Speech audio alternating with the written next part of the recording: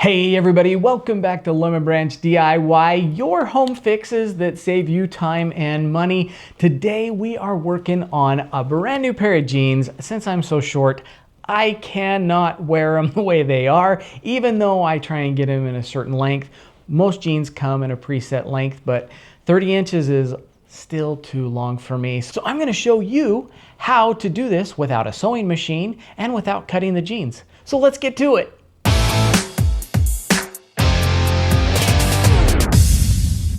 All right, you guys, so what I'm doing is I've got the exact measurements of what I want. So obviously, you can do one of two things. You can take your favorite pair of jeans or your favorite pants, whatever the length is that you love, and then just kind of measure them. And I'll show you kind of what I'm doing to measure those so that I'm not gonna have to put them on.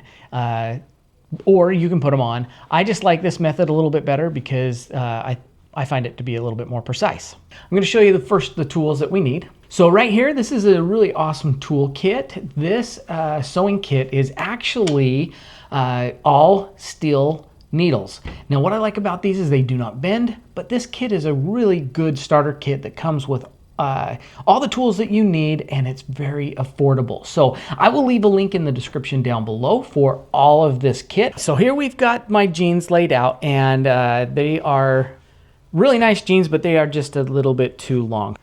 Okay, so what I'm basically doing is I'm laying out the tape and I'm just measuring from the top of the jeans all the way down to the bottom of the jeans.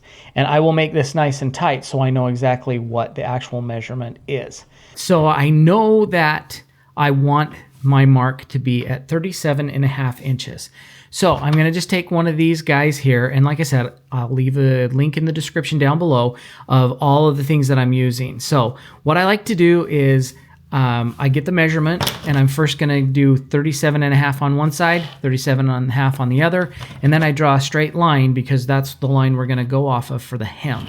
So I'll do that all the way around. So you'll see I've got it on that side, but now let's go ahead and do this. So from where that line is, from the bottom of the pant, I come up exactly 2 inches. So I need to do that with this guy here. So I'm gonna go right here and come up 2 inches, okay? And then I'm gonna take this and I'm gonna mark it at 2 inches. Then I'll bring that over on this side, just like you would be if you're gonna do any other project. We wanna make sure that we get it exactly the same. So there's the 2 inch mark there. Now I'm gonna take a ruler and I'm going to line that up, and I'm just gonna get myself a nice straight line across the jeans using this guy here. Okay. So now I've got a nice clean line. Now if I don't wanna measure again, I can just kind of transfer them around like this, but I actually don't think it's that big of a deal to just go ahead and measure again, so that I know that I'm getting it exactly where I want it to be on both sides, because I want the line to go all the way around the pant on both sides. So we'll go ahead and mark that at 2 inches. Go ahead and mark it at 2 inches again. Then we'll take the ruler, and then we'll get a nice straight line of where that cuff is gonna go. So now that we've got the line, here is what we do. We're gonna reuse the seam, okay, or this hem. We don't wanna lose the hem. So what we're gonna do is we're gonna fold it up just like this, okay? And the bottom of the hem is gonna match up to that line, okay? So we'll see if I can get that to work here. Okay, so what we want is, see how the bottom of that hem is lined up with the line. So what I'm going to do is, now that I've got it lined up, so see how that line lines up just like that? We are going to just put a couple of these pins in and just hold it into place, because jeans like to move, especially this kind that has a little bit of elasticity in it. It will move. So I'm just going to put a couple of these pins in on both sides, and that will hold it from moving up and down when we go to stitch it. So I'm going to flip it over and we'll do the same thing over here on this side. Just like that. We'll get that lined up. We'll get a couple pins in here as well. There we go, just like that. Make sure we're lined up over on this side.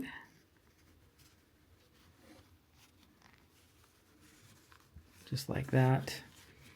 And so that should hold that pretty good so that when we start the stitching, it won't move up and down on us and we can keep that nice and straight. In order to get the needle into the thread, one of the things I love about this particular kit, this kit comes with one of these fancy little cheat tools. So you just stick the little hook through the eye of the needle and then you just loop the thread on that hook and then you just can pull it straight through like that, and now we've got it threaded. So I love being able to do it that easy as can be. So now that we have this, now let's just go ahead and pull the thread all the way through. I like to do a double thread all the way. So I always double up my thread because I like it much stronger. So once we get to the end of the thread like that, I've got it double threaded all the way through. This is how I like to always put the knot at the end. Some people will use different kind of techniques. So what I do is I just take it like this, roll it, and then just pull it. And that gives me a really good knot here at the end. I don't know if you can see that knot. So there's that knot right there. You can see a really good knot. Because there's a little extra, I like to trim it. So I'll just take the little scissors and I'll just trim it off from the inside. So we'll just come in on the inside, and I like to start on the seam here just because it makes it really nice to start with. So when we get started, we want to make sure that we're right on the edge of this right here, and I'm going to just do a couple back stitches here. So we'll get it started, and then I'll come back again and we'll do another back stitch. Just like that. Oop, if we don't get caught on the pin.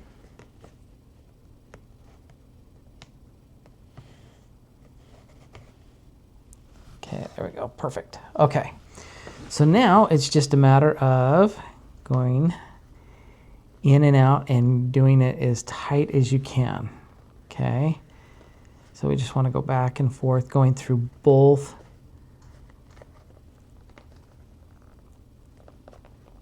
pieces of material. Okay, I'm speeding up the footage here just because it's very repetitive. It's just up and down, up and down, up and down. Make sure you go through both layers and do this all the way around until you get to the end.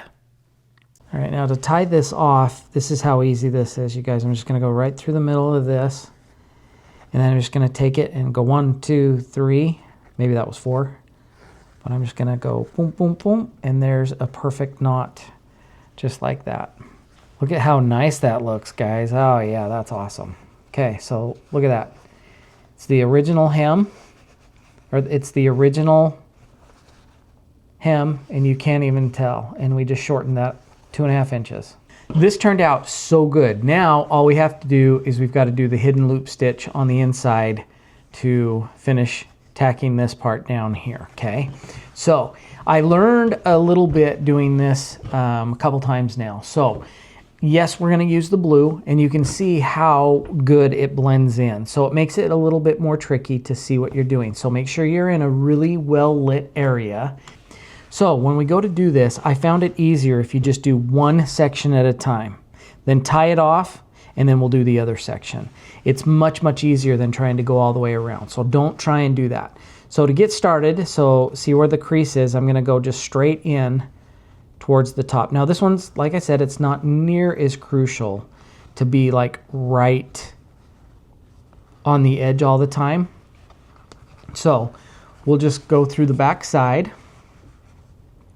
just like this, right next to the edge, and we'll start our stitching right here, okay?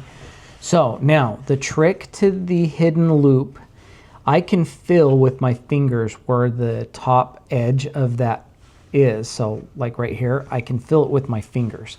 So what we're gonna do is, now that we've got it coming through, okay, we're gonna go right back in the same hole. And if you don't hit it, that's fine. That's why we're using the blue one. And then we're gonna pop it up just a couple centimeters further, if that makes sense, just like that. Now, the trick is always keep the thread on your right side or left side, depending on if you're right-handed or left-handed. So we're just gonna loop it just like that and pull it through. Okay, now you wanna make sure that your thread is gonna go back through the same hole as what you're pulling out of, because we're gonna do a slip through, you know, it's gonna slip back through this, if that makes sense. So I don't know if you can see that, but see how that, we gotta go back through the hoop in the same hole, okay? We gotta go back through like that, not on the outside, on either side, you gotta go back through it, okay? So then once you do the loop, we're gonna go back in that same hole and pop it up just a little bit further, and then we'll repeat it. You loop it just like that, and then we're gonna pull it tight. Okay, now before it gets too tight, we're gonna do the same thing. I like to grab it with my hands like that, because then I can see the thread. Then I can come back through the same hole, go back in, and then we just keep repeating this all the way to the end, okay?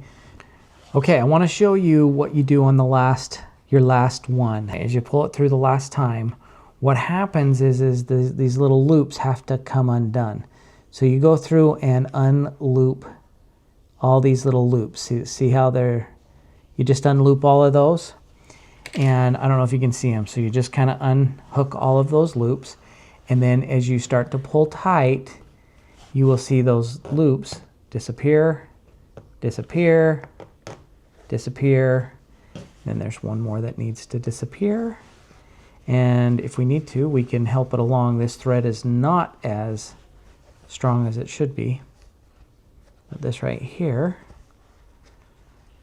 just pulls right back through, just like that. And then I bet we can go.